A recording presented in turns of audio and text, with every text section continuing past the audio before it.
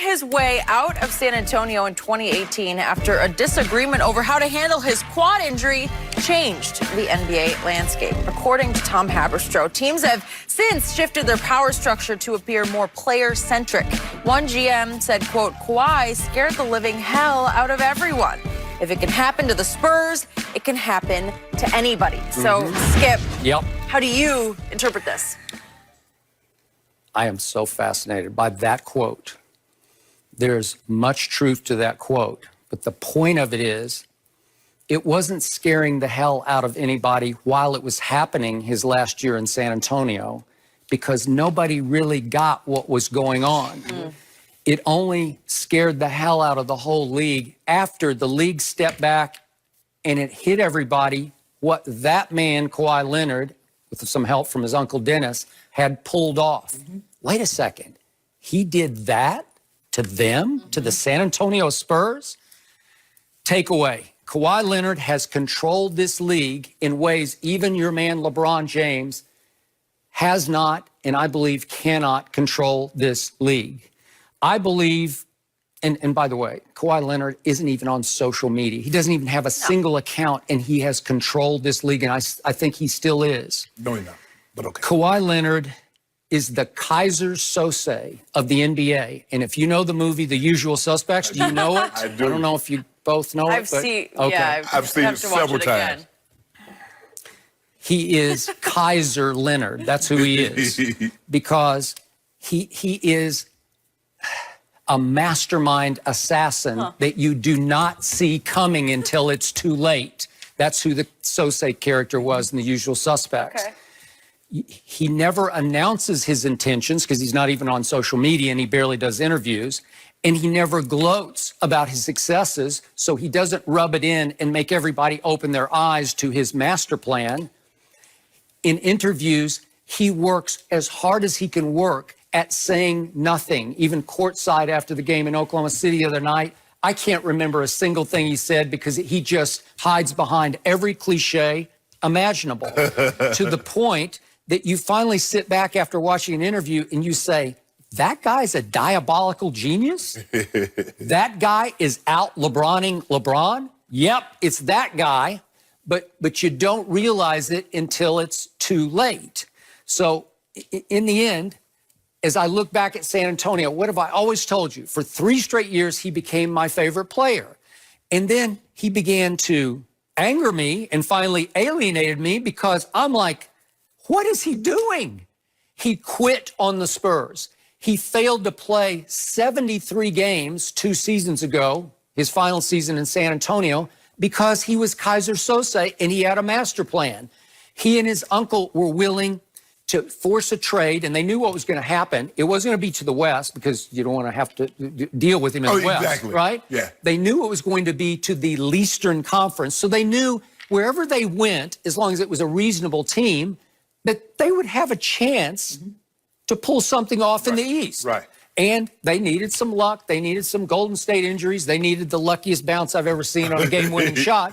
But they pulled it off. They did. So he goes and wins a championship in, of all places, Toronto, which may never win a championship again. And he's the finals MVP, and that gets him to complete and utter unrestricted free agency because the master plan is to go home. And then what does he do? He bamboozles, of all people, LeBron James.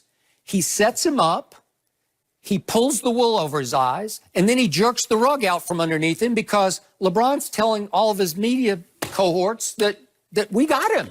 Everybody widely, rampantly reported he's going to the Lakers, right? And on the night of July 5th, we had one earthquake, a real one here, and then we had a second figurative earthquake. Kawhi Leonard is going to the Clippers? And then what did he do? Kaiser Sose, Kaiser Leonard, he quietly builds a better team than LeBron has, in my estimation, at least a deeper team. You can argue the two at the top, but it's he and Paul George and then a really deep team of dogs, man. They got some ballers. The thing was, Skip, you have to understand is that Kawhi went to a great situation. He went to a team in Toronto that was the #1 seed in the Eastern Conference. So it wasn't like he went to a bottom feeder. No, but I mean, he made it the #1 seed. No, they were #1 the year before. Oh, you mean, LeBron, I got you. LeBron them beat him. They won 59 games the year before. He comes to Clippers. The Clippers took 2 games off Golden State. But remember, they gave up their best player for him, DeMar DeRozan. I'm not saying I'm not a big fan, but they did. You know. Yeah, but and the Clippers, Skip, for me, it was over for San Antonio the moment they questioned him. It'd have been very interesting to see how this plays out if they don't question him. And you remember, Skip, we talked about that. I said, Skip, it's never going to be the same. He's done. I said, I don't know Kawhi Leonard from a stack of papers, but let me tell you something about him by observing him. He has what we call an implosive personality. He would just let everything go, Jenny. Okay, all right, yeah, sure. But then And then when it explodes, okay. Skip, there's nothing. They could have brought R.C. Buford. They could have brought Greg Popovich. They could have brought Tim Duncan. He had made his mind up. You question him. You don't believe when I tell you I'm hurting. He was done. I get that. It was, but Skip, this is something that is not new to basketball. It's always been like this in basketball, unlike any other sport, where the superstar controls the narrative. Magic Johnson got his head coach after winning a title. Paul Westhead got him up out of there. Now, what coach? As great as Tom Brady is, he can't get Belichick fired. As great as these quarterbacks are, they ain't get nobody fired. So this narrative about, oh, he changed, oh, he didn't. No, he didn't. LeBron James, see, here's the thing, Skip, think about this here. LeBron James fulfilled his obligation in Cleveland. Now, last I checked, the only person that I know outside of these corporations that own the TV company is Oprah. I ain't never seen no LeBron network. Now, people got mad at LeBron that a network put him on when he made his announcement. He fulfilled his obligation. He didn't demand a trade like Melo. He didn't demand a trade like some of these other players. He fulfilled his obligation. So LeBron is giving these guys the dynamic that says, you know what? You don't have to die in a situation where they're not trying to win. Go out. Says, you know what? I want out. Okay, but LeBron did it conventionally, out front, up front, in the open, every time. It was just conventional. Skip, he wanted to fulfill his obligation because he didn't want to, because look, we find fault with everything LeBron does. No, not we, you. And a lot of other people find fault with everything that he does. Can you imagine if LeBron James at any point in time had a demanded a trade in Cleveland the first time, or Miami, or can you imagine, Jenny, LeBron James demanding a trade?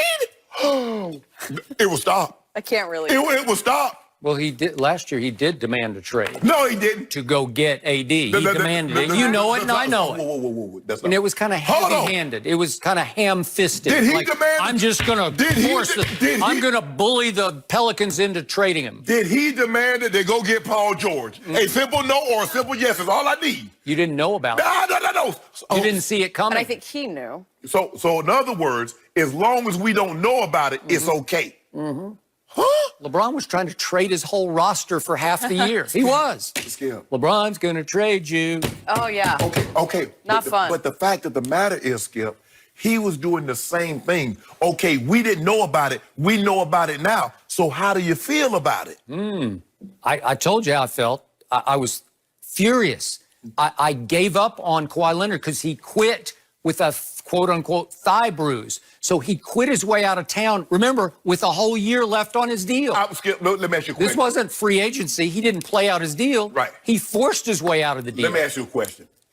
If the Spurs had believed that his injury was as serious as he believed that it was, and Tony Parker, trying to be cute, doesn't say, my injury was 100 times worse, call a meeting, put Kawhi on the hot seat, do you believe Kawhi would have still asked to be traded? I do. I think it was a big master plan from the start. I think this guy is holding the league like, you know, the first commercial we saw for New Balance where the crown is swinging from his keychain. The whole NBA is now swinging from his keychain. That's how he's doing it. I don't believe it. I believe master that plan. Once they backed him into the corner, as a matter of fact, yesterday, Skip, I was at this event I was telling you about, and the guy walks up to me. He's formerly from Colorado. I heard you making fun of my commercials. I'm the producer. I did all those commercials that you see with Kawhi. I like, yeah, they still trash. I don't care what you say. He said, I'm a big fan of yours. I said, yeah, good. Did he say there's more coming? More? I hope not. Because I'm it's 2 for 2. More.